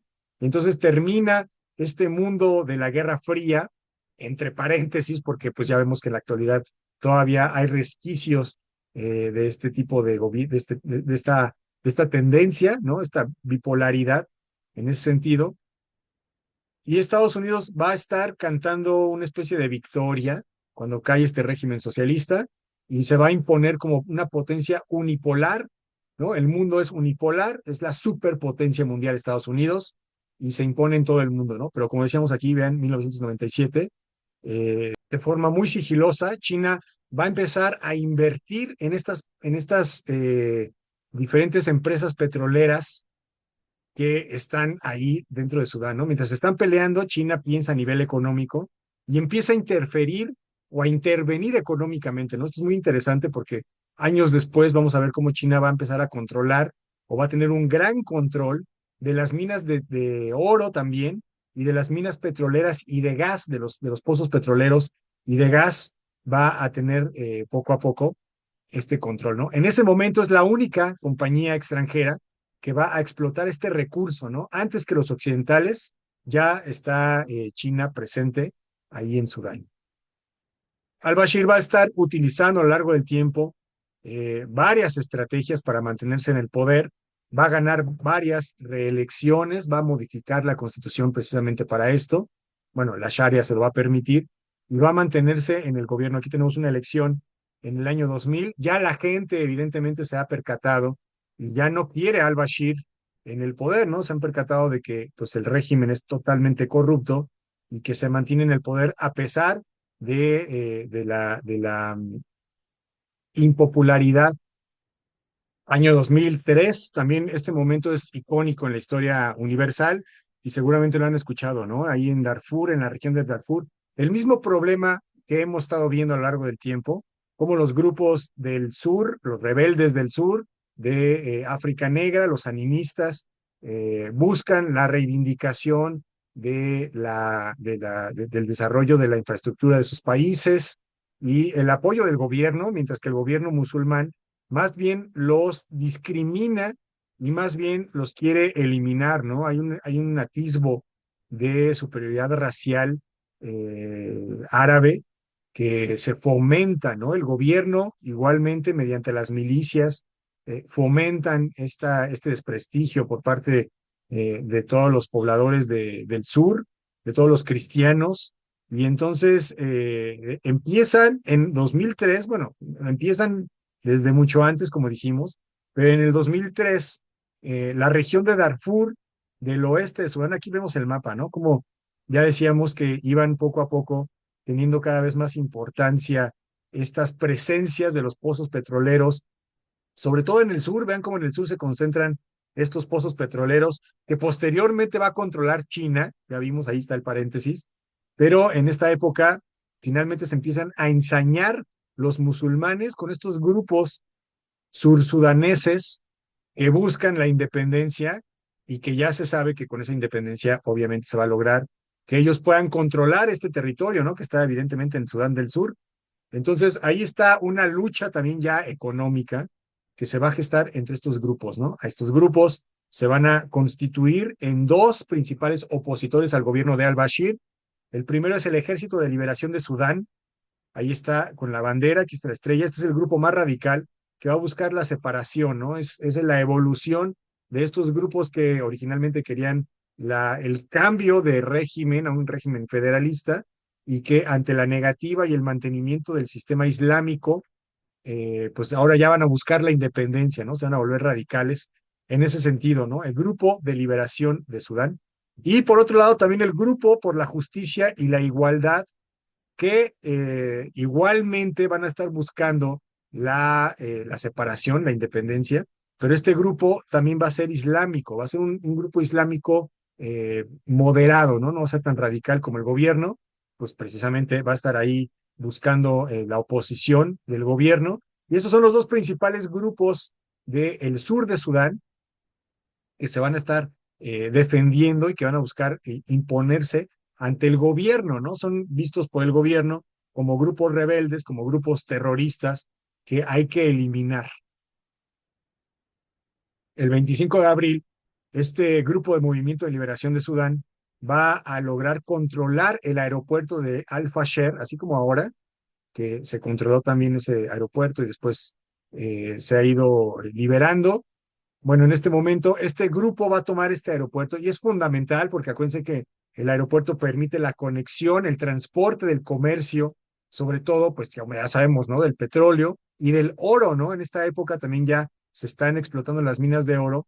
Varios grupos dentro del gobierno, varias milicias dentro del gobierno van a estar luchando directamente contra estos grupos. Una de estas milicias muy importantes, ya seguramente la habrán escuchado, los Janjaweed. Los Janjaweed son árabes y son radicales, son estas tribus nómadas del norte de Sudán, del norte de Darfur, que odian específicamente a todos estos grupos del Movimiento de Liberación de Sudán y que no tienen miedo de efectuar una limpieza étnica. Entonces buscan la represión de estos grupos, buscan retomar nuevamente el aeropuerto de Darfur, el aeropuerto de El Fasher, y pues en el camino van a cometer una gran masacre, esta gran masacre en el territorio de Darfur. Por eso decíamos que ya lo habían escuchado, ¿no? Porque el genocidio que ha estado en los medios de comunicación el 2003, este genocidio por parte de estos combatientes, los Janjaweed, que han sometido a la población negra y que la han obligado a huir, ¿no? Que han masacrado a poblaciones enteras, que han cometido juicios sumarios y que van a estar del lado del gobierno, ¿no? El lado del gobierno, pues, va a estar apoyado en estas milicias, les va a otorgar cierto poder, mientras estos movimientos, estos grupos, bueno, no son los únicos, ¿no? Aquí tenemos otro, por ejemplo, el Movimiento de Liberación del Pueblo de Sudán del Norte, está conformado por una etnia, la etnia Nuba, que, bueno, digamos que lo que buscan es luchar en contra del gobierno musulmán, aunque no estén completamente de acuerdo en la independencia de Sudán del Sur, pero son varios grupos, ¿no? Varios grupos militares que están ahí, pues, activos. Ahí está la población refugiada ya a partir de 2004, sobre todo a Chad, que es un país vecino, bueno, y a otros países también. Incluso la ONU, ¿no? Reconoce también que estas milicias árabes Janjaweed han participado en estas masacres bueno, ya le llaman un genocidio, ¿no? Y entonces a partir de las Naciones Unidas se busca ejercer una presión en el gobierno de Sudán para que pues eviten estas masacres, ¿no? Y aquí sucede algo importante y es que el interés que tiene China dentro del país ha conseguido que pues se anulen varias de las resoluciones de la ONU que buscaban aplicar ciertas sanciones económicas a Sudán, consecuencia del genocidio. Ahí está China interactuando, ¿no? 2005, aquí va a terminar nuevamente, o bueno, va a terminar esta segunda guerra civil de Sudán.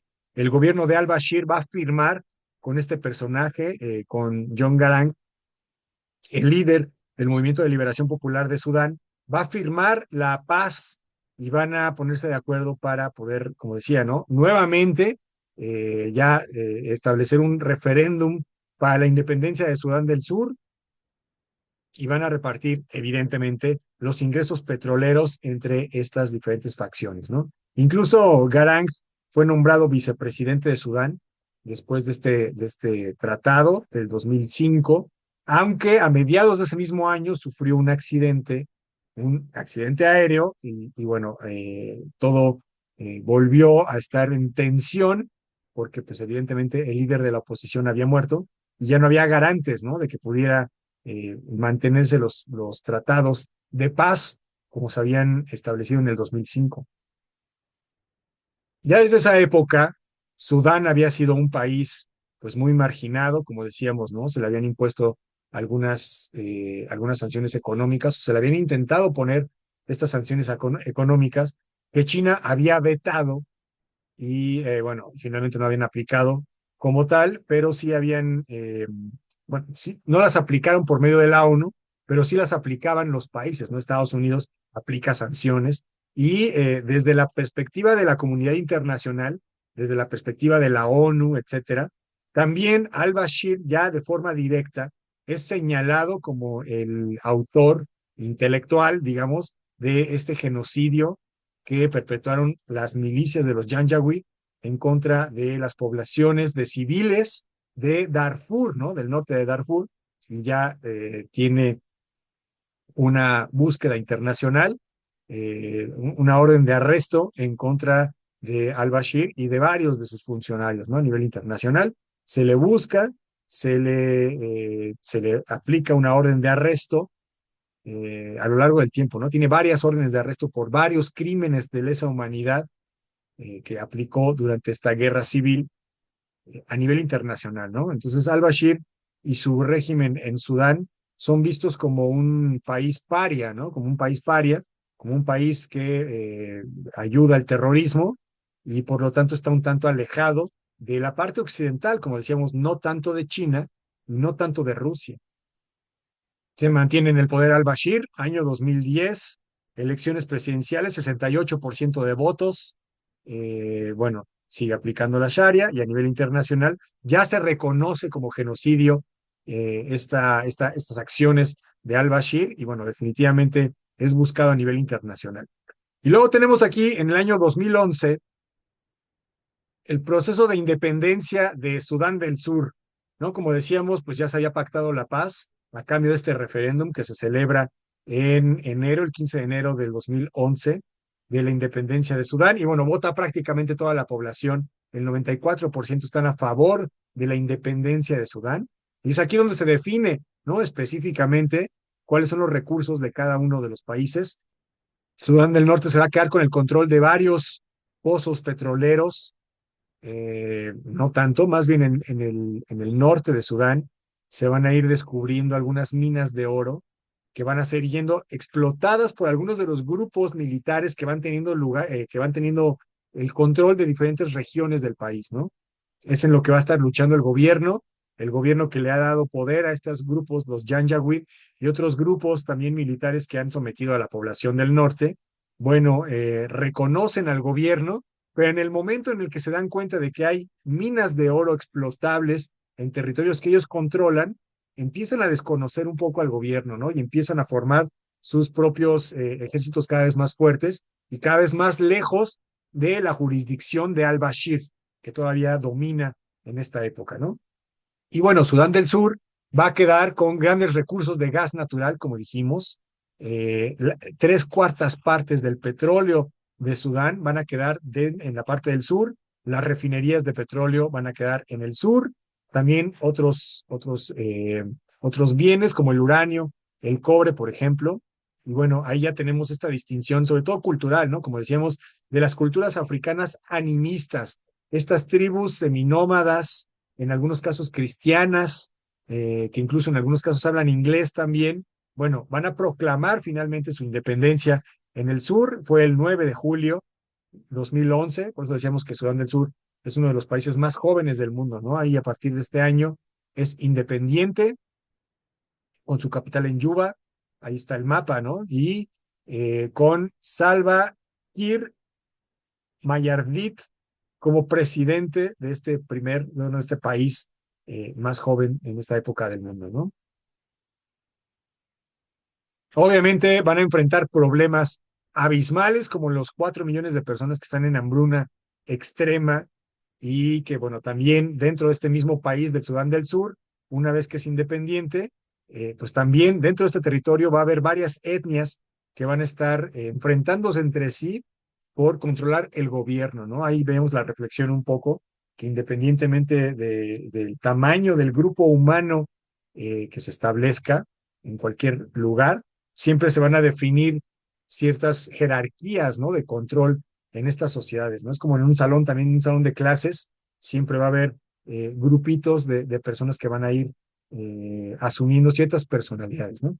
Y bueno, ahí en este caso vamos a dejar a Sudán del Sur de lado, porque ya va a ser otro país, hay que analizarlo desde la perspectiva precisamente de Sudán del Sur, pero vamos a ver qué es lo que está pasando con Sudán del Norte en este momento en el que pues perdieron esta gran fuente de ingresos que es el petróleo. Ahí está la ficha, ¿no? Sudán del Norte se quedó con la mayoría de los yacimientos de oro en Darfur. Y bueno, esto también y perdió los petroleros, ¿no? Perdió el 80% de los petroleros. Y esto va a provocar un automático aumento en los precios de los productos, en el costo de vida general, cosa que inmediatamente la población de Sudán va a empezar a protestar, ¿no? Después de haber tenido muchos años de esta guerra civil, ahora las protestas van a ser directamente en contra del gobierno que está fomentando, que fomentó finalmente esta separación de Sudán y que dejó sin recursos a Sudán del Norte, ¿no? Obviamente el gobierno va a reprimir estas marchas y estas manifestaciones con ayuda de sus milicias, de sus diferentes milicias. Y bueno, en estas milicias, como decíamos, estaban dispersas por todos lados. Unas de ellas eran estos grupos Janjaweed, pero había varios, ¿no? Había muchos grupos. Otro de los grupos era militares. Era un grupo que estaba encabezado por este personaje Musa Hilal, ahí está en la fotografía, y también tenía a un súbdito, digámoslo así, a un subordinado, que era este personaje que ahora conocemos como Gemeti, ¿no? Entran en escena ahí estos grupos militares controlando pues a la gente, ¿no? Controlando a los militares, controlando las armas, etcétera, etcétera. Y hay una rivalidad que empieza a ser latente entre estos dos líderes militares, ¿no? Entre Gemeti y Hilal, cuando, como decía hace un momento, ¿no? Hilal se da cuenta de que controla varias minas de oro, una mina, la mina más importante de Darfur, la controla, y entonces estas milicias se van tornando cada vez más violentas entre ellas, ¿no? Se fracturan porque se empiezan a volver ricas, o sea, en el momento en el que empiezan a descubrir este oro, empiezan a explotarlo, y empiezan a venderlo, ¿no? Ahí paréntesis, ¿a quién le venden este oro? Bueno, ahí les voy a dar un spoiler, más adelante vamos viendo cómo se van conformando estas redes de tráfico, porque es en algunos casos ilegal este tráfico de oro hacia Emiratos Árabes Unidos, hacia Arabia Saudí, que son estos grandes, pues, imperios petroleros, ¿no? Que tienen el dinero para poder comprar el oro. Ustedes han visto seguramente muchas imágenes de cómo estos países, sin tener minas de oro, son grandes productores de oro, venden grandes cantidades de oro a los turistas. ¿Y de dónde sale? Bueno, este oro viene precisamente vendido de forma clandestina por parte de estos grupos de milicias, ¿no? También el gobierno oficial de al-Bashir vendía el oro, pero también estos grupos de forma ilegal, ¿no? Acuérdense también que el oro, pues es el estabilizador económico por excelencia, ¿no? Posesión de oro es un bien que no fluctúa tanto como otros bienes que pueden guardar o que pueden ahorrar los países o las personas y que pueden perder su valor a lo largo del tiempo, ¿no? El oro es muy estable y entonces este oro pues va siendo vendido y va siendo obviamente más rico a nivel personal a estos personajes, pero también a las milicias, ¿no? Porque al mismo tiempo que les venden el oro, Arabia Saudí y a Emiratos Árabes Unidos les compran armamento para poderse imponer dentro de Sudán. Y esto hace que como decía, estas milicias pues empiecen a crecer y en este caso también se empiecen a enemistar. Al-Bashir se da cuenta de esto y tiene que decidir entre favorecer alguna de sus organizaciones militares en contra de otras para mantener el control, ¿no? Al-Bashir también está jugando este juego del equilibrio, del control del poder y tratando de que no se le vayan como la oposición, ¿no? Estas milicias.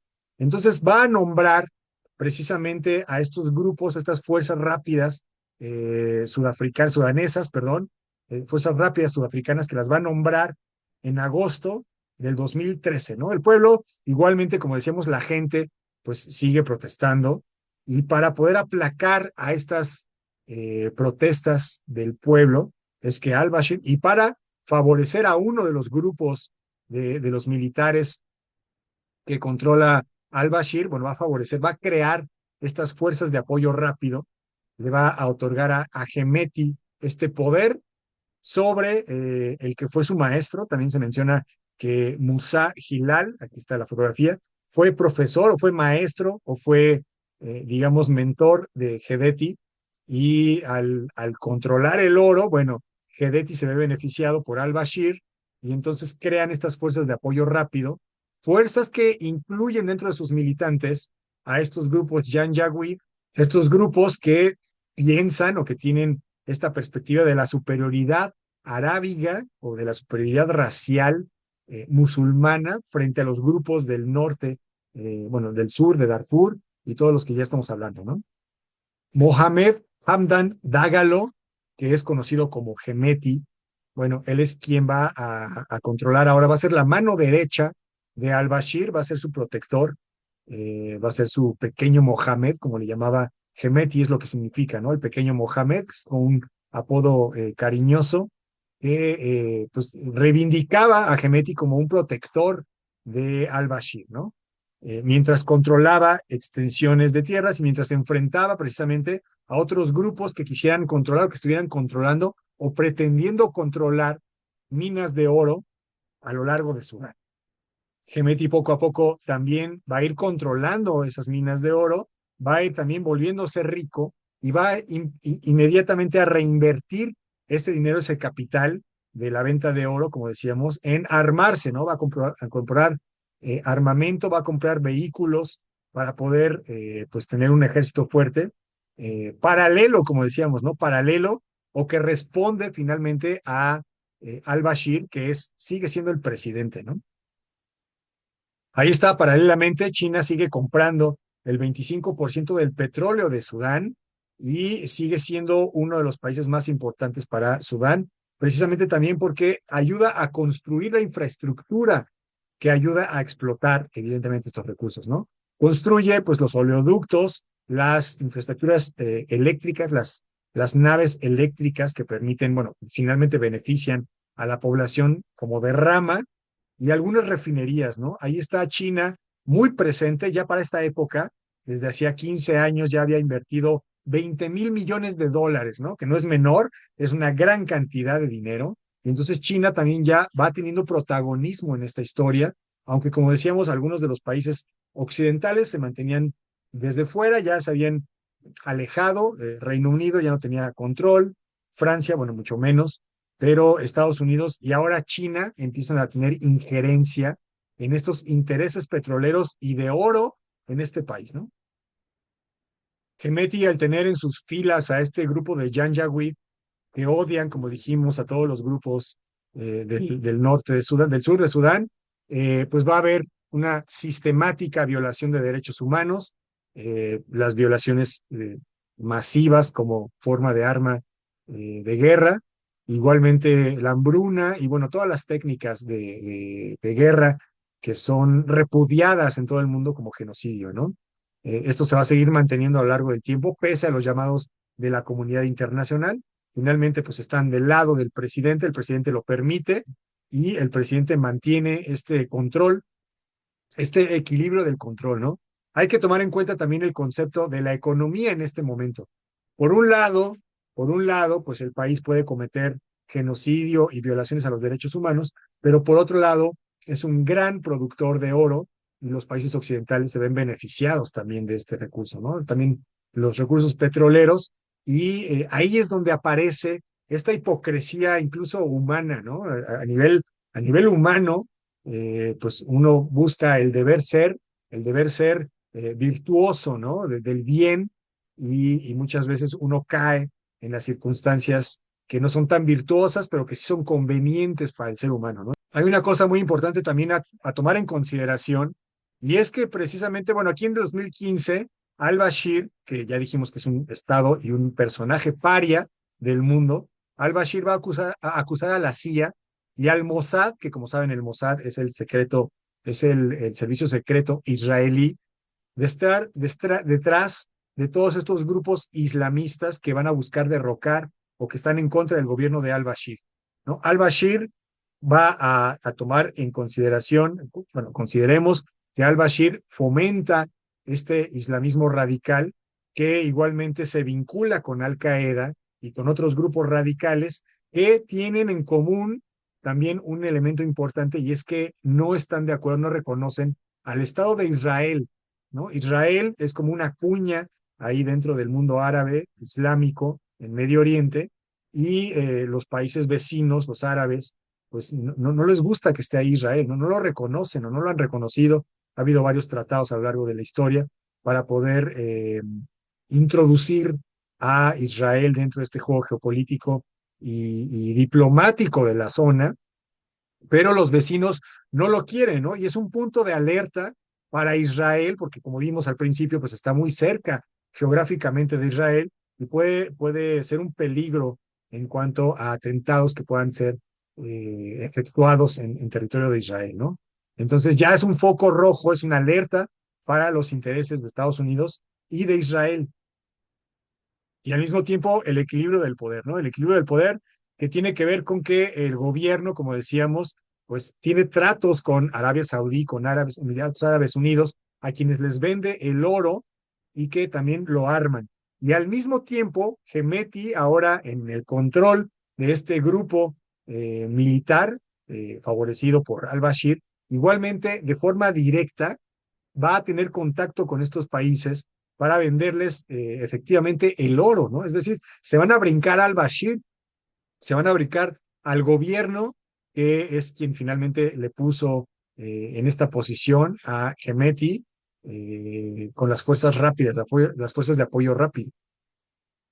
Le dan un gran poder a Hemeti, que al mismo tiempo también Hemeti, ya actuando con una estrategia geopolítica, o sea, Hemeti ya previendo que en el futuro él pueda tener el poder del país, va empezando a ayudar a estos países en sus conflictos internacionales, ¿no?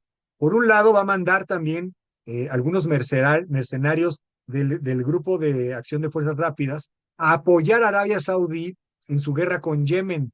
Acuérdense que también Arabia Saudí y Yemen pues tienen ahí un conflicto. Yemen es apoyado por Irán, ¿no? Ahí se empieza a complejizar un poco esta situación porque hay intereses de por medio, ¿no? Intereses económicos, intereses geopolíticos también estratégicos muy importantes de la zona. Entonces, Hemeti busca equilibrar entre estos grupos, ¿no? Por un lado, como decía, apoya a Arabia Saudí en Yemen y de igual manera le compra armamento a Emiratos Árabes Unidos y bueno, se empiezan a hacer amigos, ¿no? Empiezan ahí a tener esas relaciones, mientras las fuerzas de apoyo rápido pues se vuelven ya para esta época, para el 2016, ya están siendo 10 veces más grandes de lo que solían ser, ¿no? Ya en ese momento ya le pueden representar un peligro al-Bashir, que pues finalmente tiene el poder político, pero no así el poder militar. Incluso Gemeti ya para estas épocas, para 2017, va a conseguir quitar a su competencia, que era Hilal, su mentor, va a tener este conflicto en el que va a buscar encarcelarlo, cosa que va a lograr. Las fuerzas de apoyo rápido se van a enfrentar directamente a este personaje y se va a quedar con todo el poder, ¿no? Va a controlar incluso las rutas del oro, del comercio del oro a diferentes países, como decíamos, hacia Arabia Saudí, hacia Emiratos Árabes Unidos, por medio de Chad y por medio de Libia, ¿no? Por medio de estas fronteras que son controladas ya por las fuerzas de apoyo rápido, que tienen un gran control militar efectivo dentro del gobierno de Sudán, dentro del territorio de Sudán, muy por encima del gobierno de al-Bashir. En este año encontramos los primeros vestigios de esta presencia del grupo Wagner. Acuérdense que el grupo Wagner es un grupo paramilitar originario de Rusia que, bueno, funciona como una especie de extensión del ejército nacional ruso y que está formado por mercenarios, ¿no? Ahí hemos visto presencia de este grupo en varios lugares, en la guerra de Ucrania específicamente, y en este caso ya vienen o ya son exportadas estas fuerzas rusas hacia este territorio para garantizar también el flujo del oro que también comercian. Obviamente Rusia lo ha negado a nivel oficial, pero fuerzas del grupo de Wagner, de apoyo del grupo Wagner, han sido vistas defendiendo las líneas precisamente de conexión entre las minas de oro y las fronteras o los aeropuertos en donde son exportadas, ¿no? Ahí está la presencia a partir de ahí y se va a ir incrementando, ¿no? Acuérdense que también esta geopolítica, en la presencia o en la no presencia de Occidente, Rusia y China van a buscar pues tener el control en estas zonas, ¿no? Para el 2018, bueno, sigue este conflicto terrible, ya el país pues ha bajado o ha alcanzado situaciones extremas con respecto a las crisis económicas y además, como decíamos al principio, ¿no? También el Fondo Monetario Internacional va sugiriendo devaluar el precio de la moneda, va sugiriendo eliminar algunos subsidios al trigo, a la electricidad, al petróleo, para que Sudán vaya teniendo, vaya alcanzando esta estructura económica que le permita acceder a más préstamos del Fondo Monetario Internacional y con ello pueda entrar dentro de la dinámica de la economía capitalista liberal, ¿no? Y entonces estas sugerencias del Fondo Monetario Internacional, como decíamos, benefician a la macroeconomía, pero no a la microeconomía. Y la gente sufre por estas crisis y empiezan movimientos de protestas, de huelgas en todo el mundo, ya a nivel popular, porque decíamos una cosa son los militares que están peleándose el poder, y por otro lado tenemos a la gente que está viviendo estas circunstancias y que a partir ya de diciembre de 2018 empiezan estos movimientos constantes de protesta que se conocen ya como la Revolución de Sudán. Lo que busca la población es cambiar definitivamente ya el régimen político, que no sea un régimen militar, sino que sea un régimen democrático, un régimen civil, que es lo que busca la población, ¿no? Que civiles se gobiernen. Y entonces, bueno, ahí están las protestas a lo largo del 2019. Surge esta figura de Kandaka. Kandaka ha sido esta figura ancestral en la cultura sudanesa que hace referencia al matriarcado, ¿no? Ya hemos platicado también del matriarcado de esta época previa a la escritura, en la época de la historia antigua, en la que los grupos sociales le daban el poder a la mujer por considerarla en contacto con la divinidad, ¿no? Ellas, las mujeres son las que dan a luz, las que crean vida, y por eso esta connotación religiosa y de importancia social, ¿no? Entonces, esta figura de matriarcado, la va tomando una persona físicamente, esta mujer, Alaa Salah, que es una chica de 22 años que es una estudiante y empezó a cantar precisamente a favor de estos movimientos de la revolución sudanesa y ha sido como un emblema, ¿no? Se puso de moda, digámoslo así, y entonces ahora es como parte de un símbolo, de una iconografía que representa este movimiento sudanés que busca la revolución, ¿no? Y al-Bashir soportando, ¿no? Ahí resistiendo esta presión a nivel nacional y a nivel militar también, ¿no? Resistiendo no va a permitir que haya un cambio de régimen democrático. Él sigue manteniendo el poder, no quiere que haya transición. Y esto es lo que va a conseguir que finalmente estos grupos militares, ¿no? Su grupo militar de derecha, o sea, de su mano derecha, pues, de al-Bashir, personal, entre muy comillado, muy con comillas, ¿no? No es que fuera personal, pero al-Bashir creó más allá de la institución estatal de la figura de los militares, creó esta milicia de las fuerzas de apoyo rápido, pero también Sudán mantiene las fuerzas del ejército sudanés, ¿no? El ejército nacional sudanés. Entonces son dos fuerzas muy importantes de ejércitos muy importantes que son los que controlan el poder y que finalmente ante la negativa de al-Bashir de buscar las reformas o la reconciliación con el pueblo, se van a poner de acuerdo para conseguir derrocar a al-Bashir. Ya aquí en 2019, en abril, derrocan a al-Bashir después de 30 años en el poder, lo van a lograr derrocar, lo van a prisionar y lo van a tener ahí con varios cargos, que son los cargos de corrupción y además los cargos de genocidio y varias otras cosas. Está al-Bashir en prisión. Mientras tanto, quien finalmente lo derroca, pues es el poder militar, que está dividido entre estas dos secciones, ¿no? Como decíamos, las fuerzas de apoyo rápido que dirige Gemeti y las fuerzas oficiales, los militares oficiales que los dirige este general Abdel Fattah al-Burhan.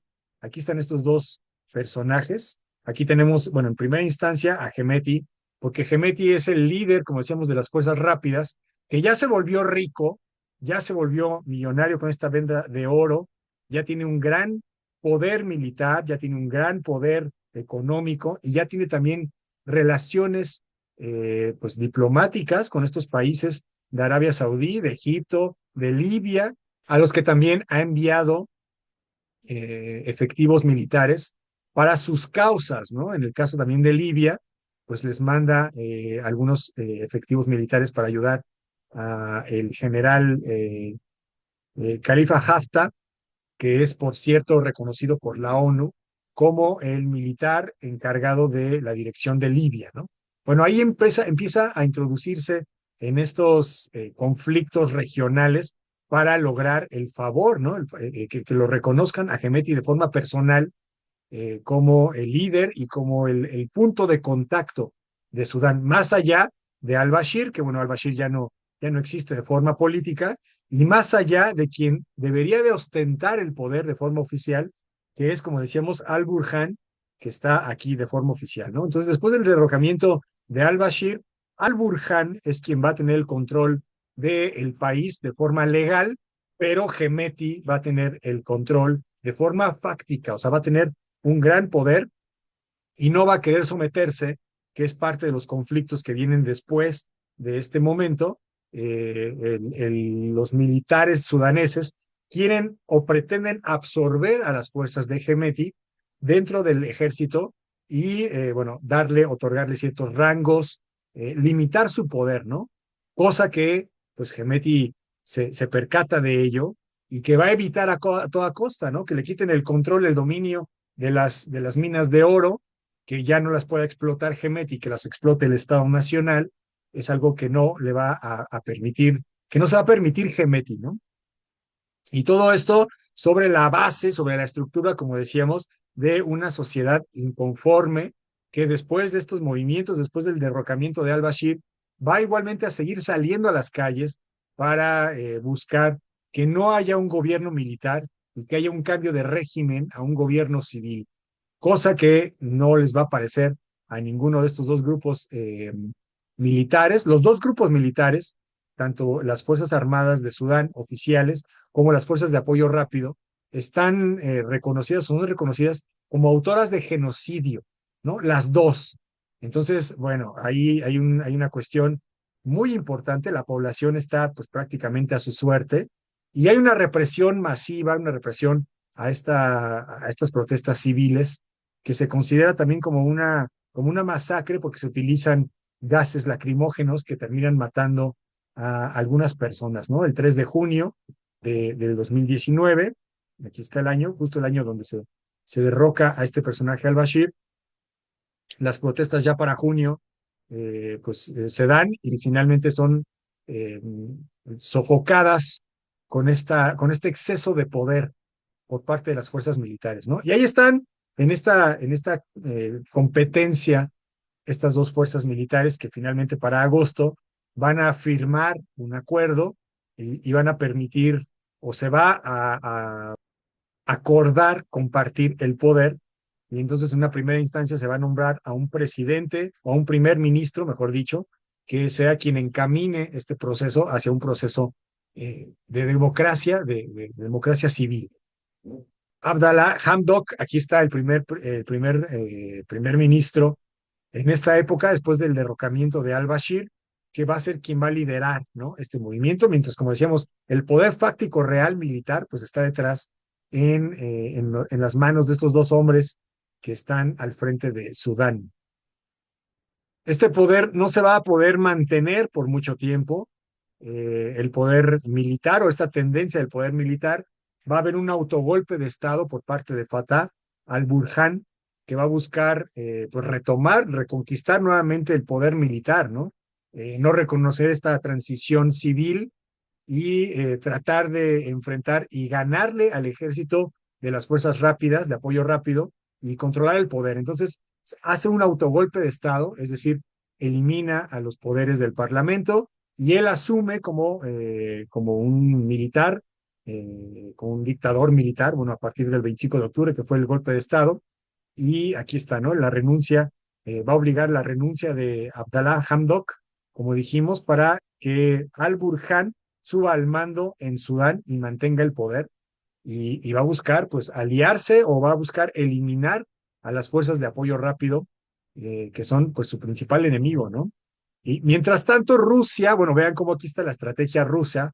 Decíamos, las estrategias de los estados van más allá de la moral, van más allá de la amistad, ¿no? Decíamos que Estados Unidos también, en este mismo sentido, no tiene amigos, sino que tiene intereses y los países tienen intereses, ¿no? Entonces, en este caso, Rusia se pone de acuerdo con ambas partes, con ambos militares, independientemente de quién vaya a llegar al poder. Bueno, él ya se puso de acuerdo para tener bases militares, para construir bases militares en el Mar Rojo, ¿no? Que también es un punto, como decíamos desde el principio, importantísimo para para el transporte, pues, de mercancías y de combustibles. Llegamos aquí al 2023, donde, bueno, ya escuchamos, ¿no? Acerca del genocidio. Y aterrizamos otra vez aquí en el 2023, en esta tercera guerra civil de Sudán, que se da precisamente por esta disputa entre estos movimientos militares, ¿no? Las fuerzas de apoyo rápido no quieren fusionarse con los militares, con el Ejército Nacional Sudanés, y no quieren soltar, digamos, ¿no? El control de las minas de oro que ya le representan un gran ingreso. Y entonces se desata esta tercera guerra civil en un combate directo. Ahí están las fuerzas de apoyo que están peleando, ¿no? Por un lado, las fuerzas del Ejército Nacional Sudanés, que están comandadas por Abdel Fattah al-Burhan, como dijimos, del Ejército Nacional Sudanés. Controla la mayor parte, o sea, la parte del norte. Y además, bueno, aquí tenemos algunas banderas de los aliados, ¿no? Por un lado, es el ejército oficial. Por un lado, el ejército oficial, pues es el que es reconocido a nivel internacional por parte, pues, de los países. Pero por otro lado, también aquí juega una estrategia geopolítica importante. En el caso, por ejemplo, de Egipto, de Arabia Saudí y de Emiratos Árabes Unidos, que están, obviamente, pues son comerciantes de oro por parte del gobierno, pero que ya la mayor cantidad de oro y de recursos la reciben por parte de las fuerzas militares de apoyo rápido de Hemeti. Y esto, pues, obviamente está moviendo la balanza porque, pues, por muy oficial que pueda ser el gobierno reconocido, incluso por la ONU, ¿no? El gobierno de Al-Burhan,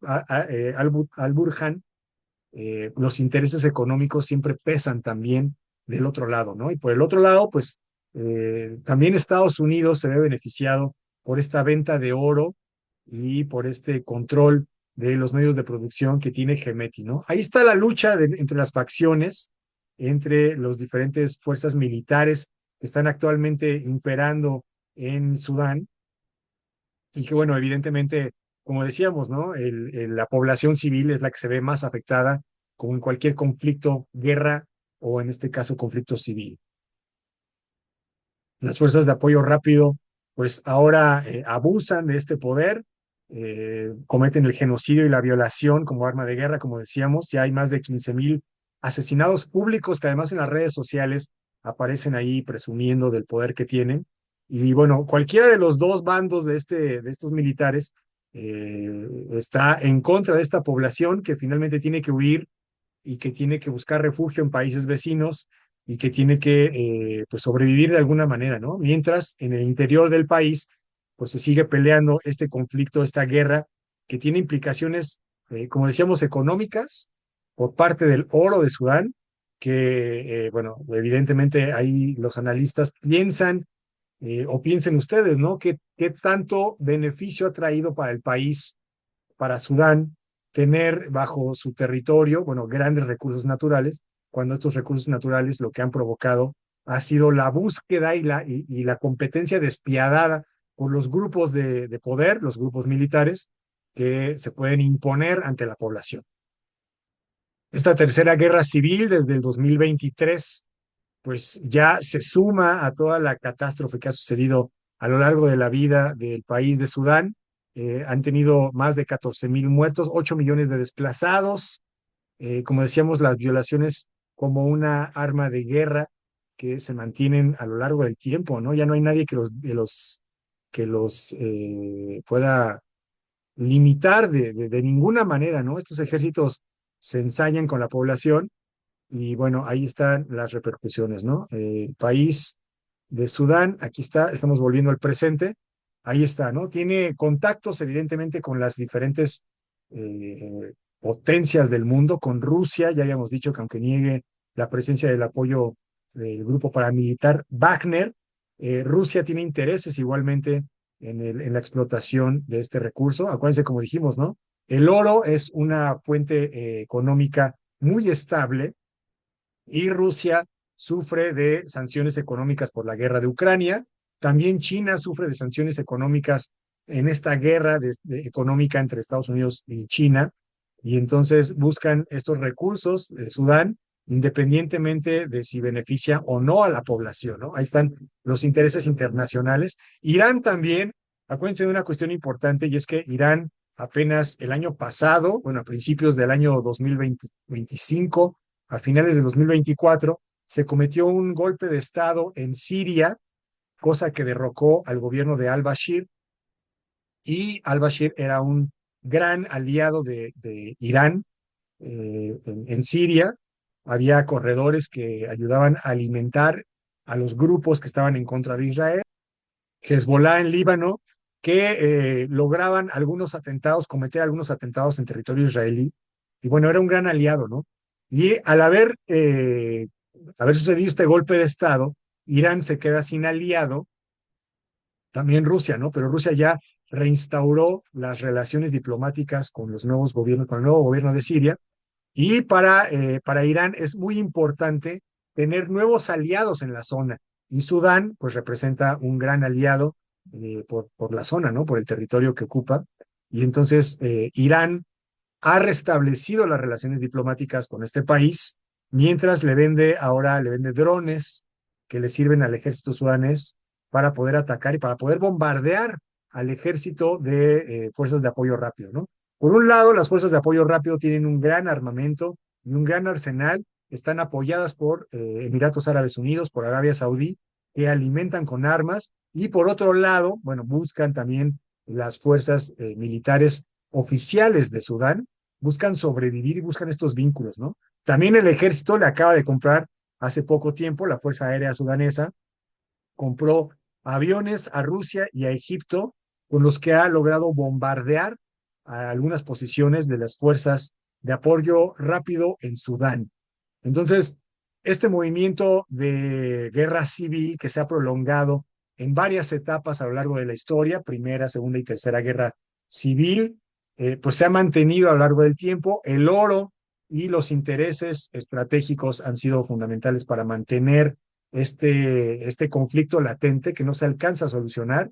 Y bueno, ahora, después del derrocamiento de este gobierno de al-Bashir, de más de 30 años, de un gobierno islámico y que preocupaba a Occidente, bueno, en el presente estas dos facciones militares pues están peleándose en el interior y también en el exterior, están buscando aliados internacionales para poderse imponer dentro de su país.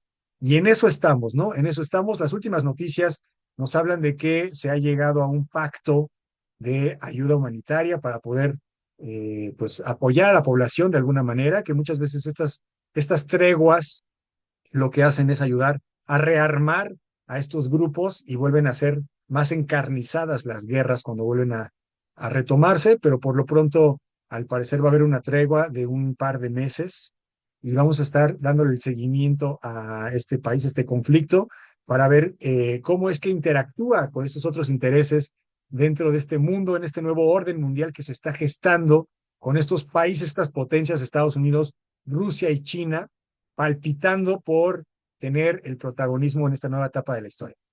Bueno, hasta ahí vamos a revisar esta historia de Sudán. Les agradezco mucho su presencia, que se han quedado hasta acá. Les recuerdo que le den like a las páginas de internet, a las páginas de las redes sociales, que nos sigan, que se suscriban al canal de YouTube, donde vamos a estar constantemente, estamos promocionando, estamos compartiendo las producciones de escritor internacional para poder entender qué es lo que pasa en el mundo. Yo, como saben, no me despido. Mi nombre es Ludwig Vigense. Nosotros nos veremos en el futuro. Muchas gracias, jóvenes. Hasta luego. Adiós, adiós.